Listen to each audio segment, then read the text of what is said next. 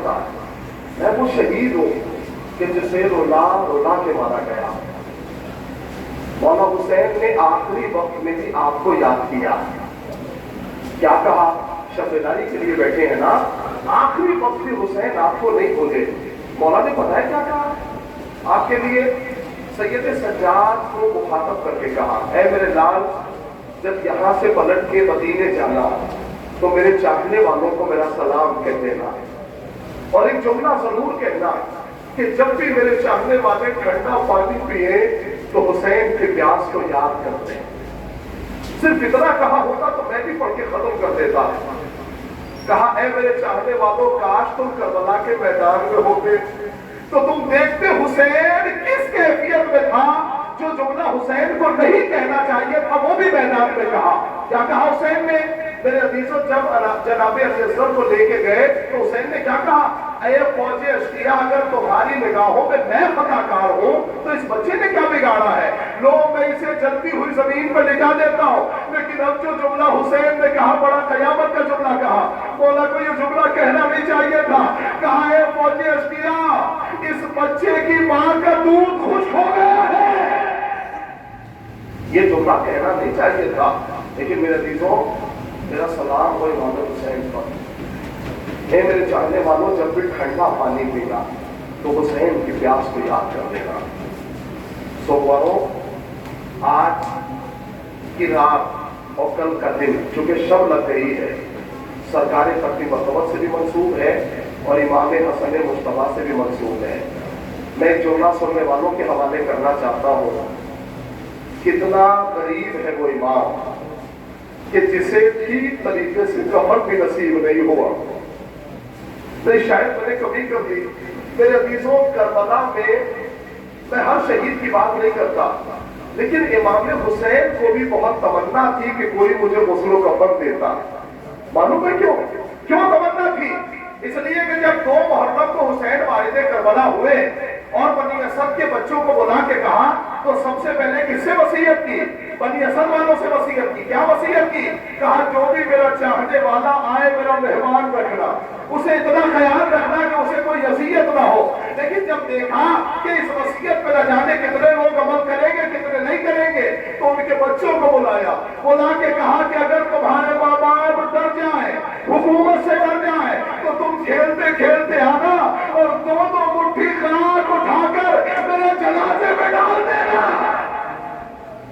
इसका मतलब है हुसैन को बड़ी तमन्ना थी कि मुझे गुस्ल कफन दिया जाता। सोमवारों, एक भाई के जनाजे में तीर बरसाए गए, दूसरे का जनाजा तीरों में था। और कैसे तीर बरसाए गए? मैं जब रिवायत पढ़ रहा था तो ऐसा लग रहा था जिगर फट जाएगा। रिवायत सुन लीजिए मेरे अजीजों, जब इमाम हसन के जिगर के टुकड़े तश्त में आने लगे ना, तो एक मरतबा हुसैन यही कह के उन टुकड़ों को छुपा रहे थे कि कहीं बहनों की निगाह न पड़ जाए, कैसे जिंदा रहेगी? बहनों की निगाह न पड़ जाए, कैसे जिंदा रहेगी? लेकिन मेरे अजीजों, इन टुकड़ों के गिरते हुए एक छोटा सा बच्चा आकर, जिसका नाम कासिम था, वो आकर हसन से लिपट गया। मेरे अजीजों, जैसे ही लिपटा, आका हसन ने बहुत देर तक लिपटाए रखा। मेरे अजीजों, ज़ैनब ने आवाज दी, ऐ मेरे लाल, बाबा के सीने में बहुत दर्द है, बाबा से अलग हो जाओ। मेरे अजीजों, हसन ने आवाज दी, ऐ ज़ैनब, कासिम को जुदा मत करो, मैं करबला का मंजर देख रहा हूँ, ये मेरा लाल टुकड़ों में तकसीम हो जाएगा। अल्लाह इन आवाजों पर रहमत नाज़िल करे। अल्लाह आपको कोई गम न दे सिवाय मसलूब करबला के। ये मेरा लाल टुकड़ों में तकसीम हो जाएगा। मेरे अजीजों, बहनों ने जो सफेद कफन पे ढा के भेजा था, न जाने कितनी तीरों की बारिश हुई। रिवायत में इतना जरूर लिखा है कि 7 तीर हसन मुस्तफा के जिस्म में पैवस्त हो गए थे। मेरे अजीजों, कैसी मुसीबतों से निकाला होगा। लेकिन मैं चाहता हूँ इसलिए कि गरीब बाप के गरीब बेटे का जिक्र बस एक जुमले में करके मजलिस को तमाम कर दूंगा। इसे तवज्जो से सुन ले।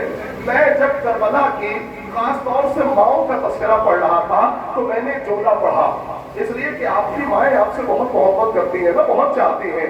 लेकिन मेरे अजीजों, करबला की माओ का तसव्वुर नहीं कर सकते आप। मैंने पढ़ा कि जब जनाबे कासिम का लाशा खेमे में आया ना, नहीं लाशा कहा था, वो तो टुकड़ों में तकसीम होके आए थे। जब ये टुकड़े اس نے آواز دی ہے میرے سید و سردار مجھے کچھ نہیں چاہیے، بس میرے قاسم کا ایک ٹکڑا خون بھرا ہوا مجھے دے دیجیے۔ یعنی میرے عزیزوں کفن کا ایک ٹکڑا، کرتے کا ایک ٹکڑا عثمان نے لے لیا۔ لینے کے بعد پتہ ہے کیا کیا؟ کسی کو بتایا نہیں۔ جب یہ قافلہ کربلا سے مدینے پہنچا نا تو میرے عزیزوں سید سجاد سے عثمان نے کہا کہ میں سب سے پہلے حسن کی قبر پہ جانا چاہتی ہوں۔ کہا جا کے کیا کریں گے آپ؟ میرے عزیزوں پھر بھی بیوی نے کچھ نہیں کہا۔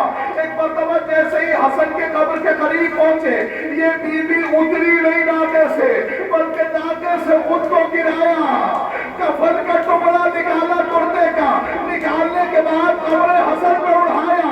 اے میرے سید و سردار، میں قاسم کو بچا نہیں پائی لیکن اس کی نشانی لائی ہوں۔ تمام ہو گئی وجہ سوال، تمام ہو گئی۔ آپ نے ایک جملہ سن لیا، ایک ماں کا تذکرہ تھا، میں نے بات مکمل کر دی، لیکن ایک ماں کا ذکر میں نے اور پڑھا جو ماں اپنے ششماہے کے جھولے کی جلی ہوئی لکڑیاں لے کے مدینے گئی۔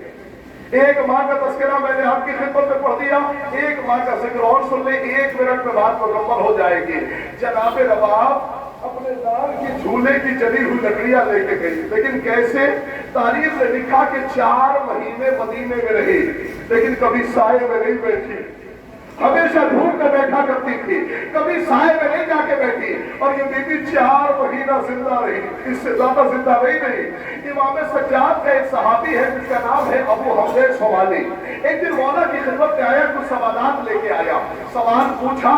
پہلے زمانے میں تو گھر بنا ہوتا تھا نا، پہلے دروازہ اس کے بعد صحن پھر حجرہ، وہ دروازہ کراس کر کے حجرے تک آیا، امام سے سوالات پوچھے، سوال پوچھ کے واپس جانے لگا۔ اس نے کیا دیکھا؟ جو بی بی دھوپ پہ بیٹھی ہوئی تھی وہاں سے دھوپ ختم ہو گئی ہے، پھر جہاں دھوپ آ رہی تھی دوبارہ جا کے پھر وہاں بیٹھ گئی۔ میں نے استاد محترم سے یہ جملہ سنا ہے، اس کا حق ادا کر دیجیے گا۔ میرے عزیزوں اس نے امام سجاد سے ہاتھوں کو جوڑا، جناب ابو حمزہ سوالی نے کہا مولا یہ کون سی بیوی ہے جسے ایسی سزا ملی ہوئی ہے، یہ کیوں دھوپ میں بیٹھی ہے؟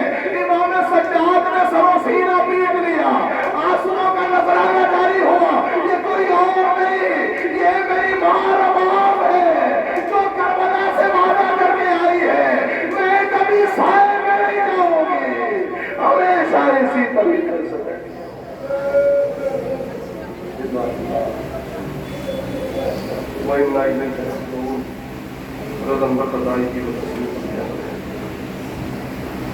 پروردگارہ تجھے خار کا واسطہ ہماری اس عبادت کو قبول فرما، میرے اللہ بیمار کربلا کا واسطہ ہمیں جتنے بھی ان کی پریشانی کو دور فرما۔ پروردگار تجھے خار کا واسطہ ہمیں جو مقروض ہیں ان کے قرض کو غیر سے ادا فرما۔ پروردگار جتنے بھی مومنین فرشتہ پہ بیٹھے ہیں ان سب کے دلی حاجات کو پورا فرما۔